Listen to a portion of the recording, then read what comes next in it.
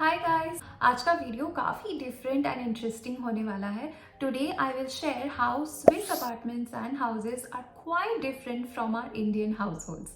India के जो घर होते हैं वो जनरली काफ़ी ज़्यादा स्पेशियस होते हैं। Bathroom, kitchen, dining hall, bedroom, मंदिर, बालकनी, टेरेस, स्टोरेज रूम, काफ़ी ऑप्शंस एंड काफ़ी स्पेस मिलता है इंडिया में। स्विट्जरलैंड के जो ये घर होते हैं या अपार्टमेंट्स होते हैं ये काफ़ी कॉम्पैक्ट होता है but very very functional.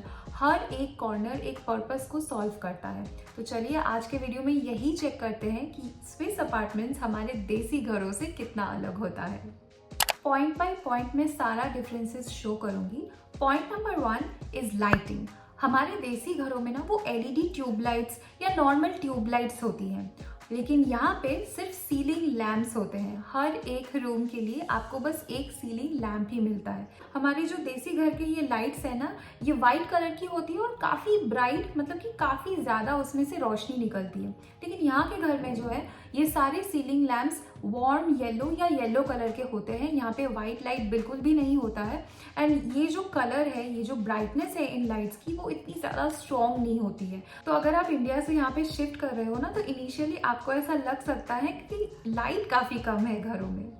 Point number 2, ceiling fan. हमारे देसी घर में सीलिंग फैन होना तो कंपलसरी है and as well as ACs भी होती हैं। Switzerland is a cold country. यहाँ का जनरल टेम्परेचर काफ़ी लो रहता है, फैंस की कोई ज़रूरत नहीं होती है। तो यहाँ पे फैन का कोई सिस्टम है ही नहीं। रिसेंट कुछ सालों में यहाँ पे भी जो है ग्लोबल वार्मिंग की वजह से थोड़ी बहुत टेम्परेचर राइज हो चुकी है, तो समर मंथ्स में काफ़ी अभी गर्मी हो जाती है। सो इफ़ यू वांट, आप अपने अपार्टमेंट में टेबल फैन या स्टैंड फैन यूज़ कर सकते हो। इंडिया में एसी का होना भी बहुत कॉमन है और यहाँ पे एसी का कोई कॉन्सेप्ट ही नहीं है। इंस्टेड यहाँ पे रूम हीटर्स होते हैं। घर के हर रूम में आपको रूम हीटर मिल जाएगा, यहाँ तक कि किचन में भी और बाथरूम में भी रूम हीटर इज कंपलसरी। अक्टूबर से यहाँ का वेदर काफ़ी चिली हो जाता है एंड उस टाइम से यहाँ के रूम हीटर्स जो है वो ऑटोमेटिकली चालू हो जाती है। Next major difference is flooring. India में तरह तरह के फ्लोरिंग्स हम देखते हैं, जैसे कि मार्बल फ्लोर हो गया, मोजाइक हो गया, रेड सीमेंट हो गया या सिर्फ सीमेंट हो गया। वेयरएज यहाँ पे खाली वुडन फ्लोर ही अवेलेबल है, जिसे पार्के फ्लोरिंग भी कहा जाता है। The reason they do is to protect you from the extreme and severe cold. Wooden जो फ्लोर होता है वो घर को ठंड नहीं बनाता है, वो वार्म रखने में काफ़ी ज़्यादा मदद करता है। Next difference is of Windows. हमारे देसी घर में हम लोग विंडोज डिफरेंट टाइप्स के बनाते हैं, चाहे वो स्लाइडर हो जाए या चाहे नॉर्मल डोर के जैसे जैसे विंडो खुलता है वैसे होता है। लेकिन यहाँ के जो विंडोज है वो ऐसे तो खुलते हैं ही और उसके साथ साथ वो ऊपर से भी खुलते हैं। जब विंटर्स में यहाँ पे वेदर बहुत चिली हो जाता है तो आप ऐसे खिड़की खोल के यहाँ पे रख नहीं सकते हो। इन दैट केस थोड़ा बहुत वेंटिलेशन के लिए आप बस उतना ऊपर खोल लो एंड थोड़ा बहुत वेंटिलेशन आपके घर में हो जाएगा उससे। The next major difference is the walls of our houses.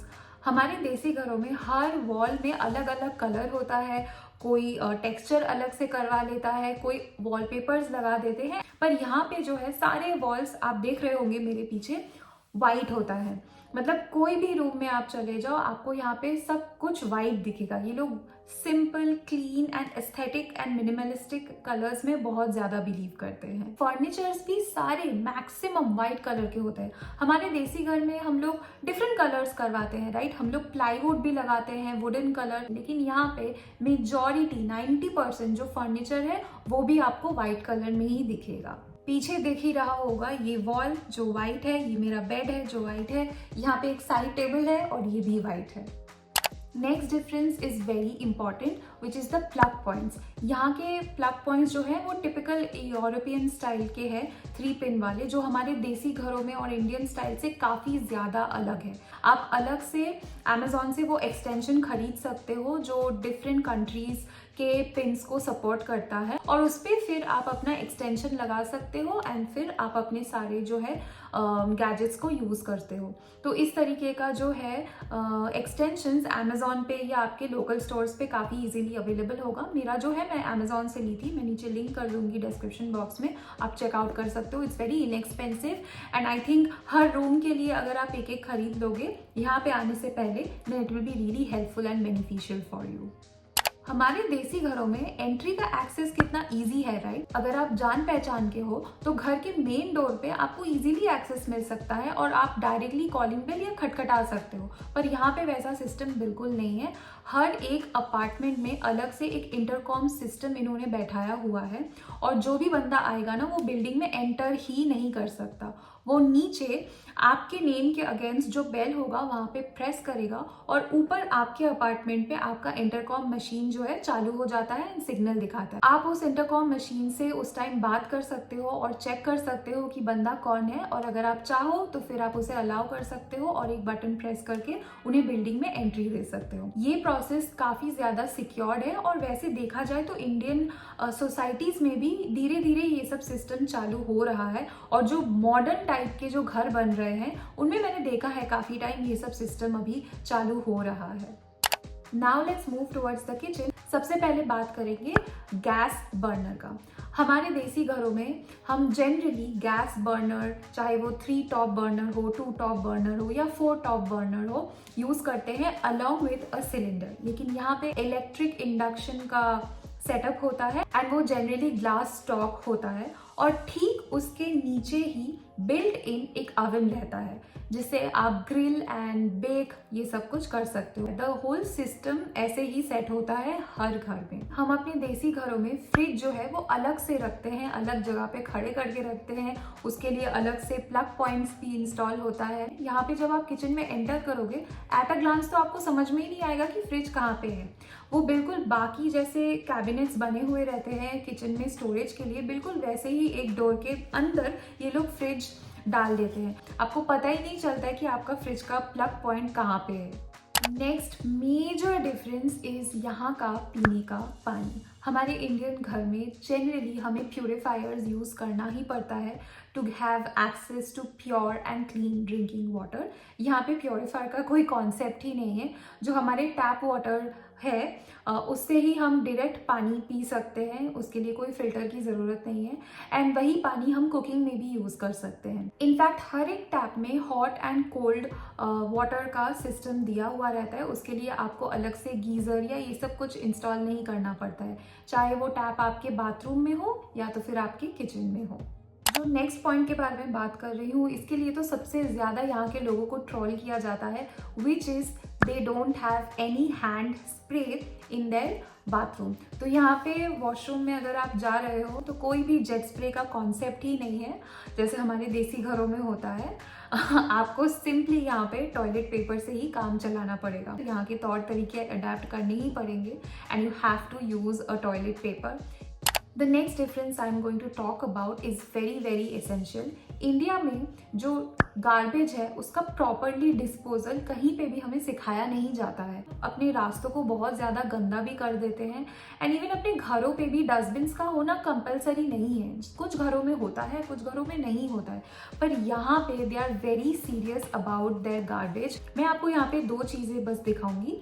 एक है ये बायो प्लास्टिक, जहाँ पे आप उस तरीके का कचरा फेंक सकते हो जो बायोडिग्रेडेबल है, और ये रहा एक दूसरे तरीके का प्लास्टिक, इसमें आप अपना जनरल कचरा फेंक सकते हो। पर इसके अलावा भी काफ़ी सारे सेपरेशंस है, जैसे ग्लास अलग, फैब्रिक अलग, मेटल अलग, कार्डबोर्ड अलग, पेपर अलग। यहाँ के लोग एक ऐप भी यूज़ करते हैं जिसमें आप प्रॉपरली ट्रैक कर सकते हो कि कौन से दिन आपके बिल्डिंग के नीचे कौन सा कचरा उठाने के लिए गाड़ी आएगा। फॉर एग्जाम्पल मेरे घर के नीचे जनरली हर थर्सडे को कार्डबोर्ड एंड पेपर वेस्ट उठाने वाले लोग आते हैं। जो ग्लास एंड मेटल डिस्पोजल है वो मुझे अपने घर से थोड़ा दूर जाके एक जगह है प्रॉपर, वहाँ पे फेंकना होता है।